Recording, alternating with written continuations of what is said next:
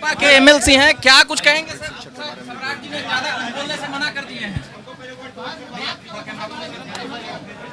देखिए, सारी बातों को सुन लिया गया है और उस पर विचार हुआ है और विचार करके आदरणीय उप मुख्यमंत्री जी ने बताया है कि इसका रास्ता हम निकालेंगे और उस पर थोड़ी डिस्कशन हुई है और उसके लिए थोड़ा वेट कीजिए।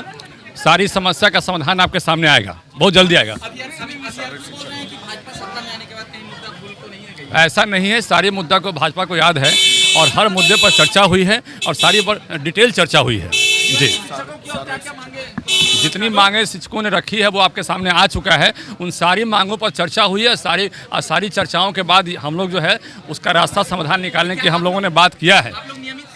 देखिए, आदरणीय उप मुख्यमंत्री जी ने सारे शिक्षकों से सारी वार्तालाप करी, बाकी उन लोगों से आप बात कर सकते हैं। हम लोगों ने सारी बात जी विजय चौधरी ने कहा है कि भाई 5 बार जो आदेश हुआ था उसमें 3 बार ऑनलाइन लेंगे, 2 बार ऑफलाइन लेंगे परीक्षा पास करने के। बिल्कुल, सारी इन सब मुद्दों पे भी चर्चा हुई है। इन सारी चर्चाओं के बाद अंत में ये जो है रिजल्ट निकला हम लोग का कि हम लोग सारी बातों को ये वार्तालाप करके इसका समाधान निकालेंगे। ये हमारे आदरणीय उप मुख्यमंत्री जी ने इन बातों को बताया है और आप इत्मीनान रहिए, भाजपा पहले भी मतलब शिक्षकों के प्रति ध्यान रखती थी और आगे भी ध्यान रखेगी। इस बात को ध्यान रखिए जी।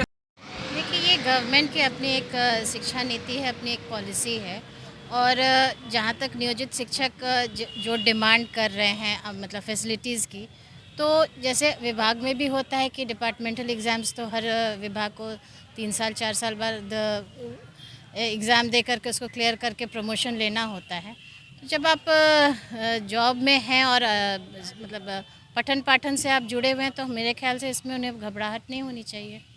वो परीक्षा देने से नहीं, परीक्षा दें, ऑफलाइन ले लीजिए, हम तैयार हैं, देने के लिए तैयार हैं वो। ये देखिए, ये तो सरकार का अपना नीति है, अपना जिस तरीके से वो चाह रहे हैं कि हम स्क्रीनिंग करें और उनके एबिलिटी का चेक करें।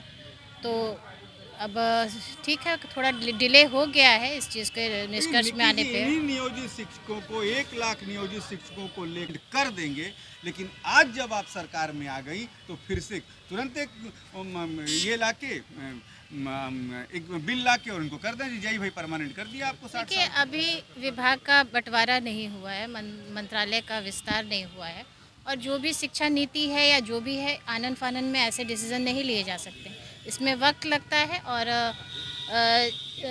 मंत्रालय का विस्तार हो जाए, जिनको ये जवाबदेही होगी वो अपने कैबिनेट में इसके जो भी उचित निर्णय होगा वो लोग अवश्य इस पर निर्णय लेंगे। भाजपा ने 2 राज्यसभा के मेंबर भेजे हैं, 1 पोस्ट पर। देखिए, इस पर हम कोई कमेंट नहीं करना चाहेंगे। ये शीर्ष नेतृत्व का निर्णय है और शीर्ष नेतृत्व जो उचित समझती है वो निर्णय लेती है। लाठीचार्ज हुई थी, अभ्यर्थियों की ये मांग थी कि लाठीचार्ज मतलब यहीं पर गेट पर आए थे तो हुई थी। उनका कहना है कि क्यों हम लोग मांगने जाते हैं तो लाठीचार्ज करते हैं और अभी फिर विपक्ष में जाते हैं तो उनके मांग को लेकर वादा किए थे सुशील मोदी हो, सम्राट चौधरी। देखिए, किसी भी मांग को मांगने का एक तरीका होता है। आप एक प्लेटफॉर्म पर बैठ करके उस पर डिस्कशन करके किसी निष्कर्ष पर पहुँचे तो ज़्यादा अच्छा होगा और किसी भी डिमांड को लेकर प्रेशर नहीं बनाना चाहिए। एक पॉइंट टू पॉइंट डिस्कशन हो करके अगर उसका कुछ निर्णय निकलता है वो तो ज़्यादा बेहतर उसका निचोड़ निकलता है। आप लोगों पर छात्र भरोसा करें सरकार में आए हैं तो? बिल्कुल, मैं भी खुद शिक्षा से जुड़ी हुई हूँ, मैं भी एक शिक्षिका रह चुकी हूँ और उनके दुख दर्द को समझ सकती हूँ और हमारी सरकार कहीं भी ऐसा दमनकारी नीति नहीं अपनाएगी, इसका मुझे पूर्ण विश्वास है।